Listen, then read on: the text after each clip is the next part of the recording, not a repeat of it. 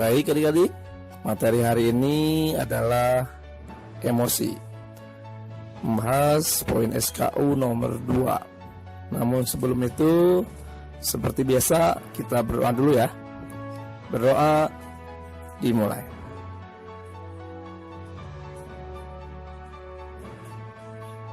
Berdoa selesai. Kita akan mulai materi tentang emosi.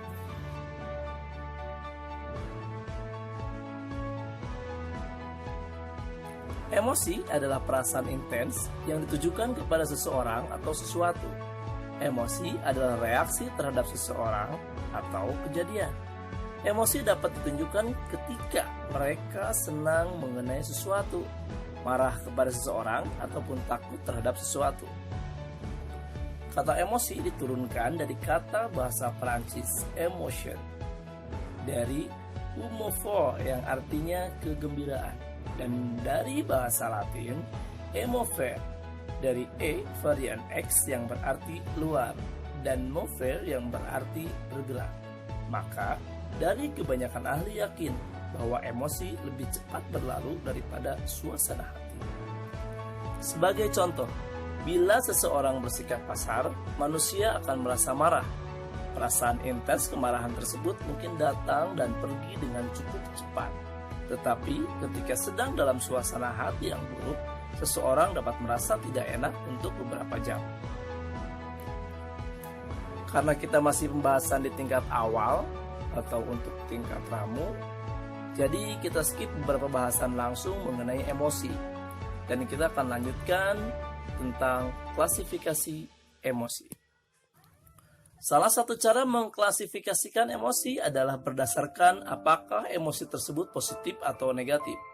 Emosi tidak dapat netral, karena menjadi netral berarti menjadi non-emosional. Baik, kita akan memberikan beberapa contoh emosi tentang hal sebelumnya. Emosi positif, contohnya adalah cinta, bahagia, senang, gembira, terpesona, dan ceria.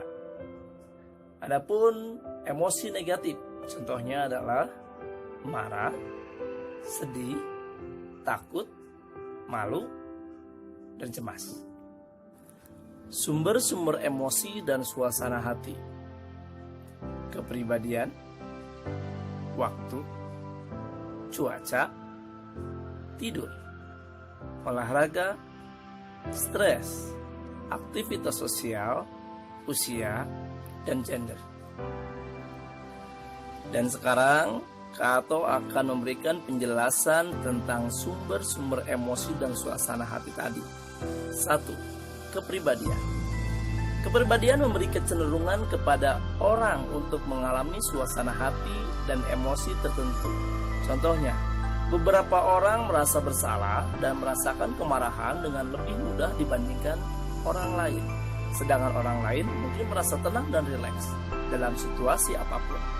Intinya, beberapa orang memiliki kecenderungan untuk memiliki emosi apapun secara lebih intens, atau memiliki intensitas afek, atau perbedaan individual dalam kekuatan di mana individu-individu mengalami emosi mereka atau cukup tinggi. 2. Waktu.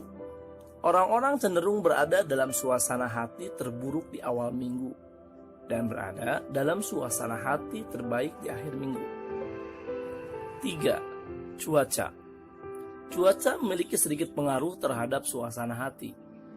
Seorang ahli menyimpulkan, berlawanan dengan pandangan kultur yang ada, data ini menunjukkan bahwa orang-orang tidak melaporkan suasana hati yang lebih baik pada hari yang cerah atau sebaliknya. Padahal, biasanya ketika kita berkegiatan normal, tiba-tiba terjadi perubahan cuaca, dari panas ke hujan, beberapa orang akan menyesalkan hal tersebut. 4. Stres. Sebuah penelitian menghasilkan pernyataan adanya peristiwa yang terus-menerus terjadi yang menimbulkan stres tingkat rendah, menyebabkan para pekerja mengalami tingkat ketegangan yang semakin lama seiring berjalannya waktu semakin meningkat. Seperti seorang pekerja yang terus-menerus bekerja tanpa libur setiap pekannya akan lebih besar memiliki dampak stres. Begitupun pelajar yang belajar setiap waktu tanpa libur atau bermain. 5. Aktivitas sosial. Orang-orang dengan suasana hati positif biasanya mencari interaksi sosial dan sebaliknya. Interaksi sosial menyebabkan orang-orang mempunyai suasana hati yang baik. Jenis aktivitas sosial juga berpengaruh. Penelitian mengungkap bahwa aktivitas sosial yang bersifat fisik, informal, atau epicurean lebih diasosiasikan secara kuat dengan peningkatan suasana hati yang positif dibandingkan dengan kejadian-kejadian formal atau yang bersifat duduk terus-menerus. 6. Tidur. Kualitas tidur mempengaruhi suasana hati. Satu dari alasan mengapa tidur yang lebih sedikit atau kualitas tidur yang buruk menempatkan orang dalam suasana hati yang buruk, karena hal tersebut memperburuk pengambilan keputusan dan membuatnya sulit untuk mengontrol emosi.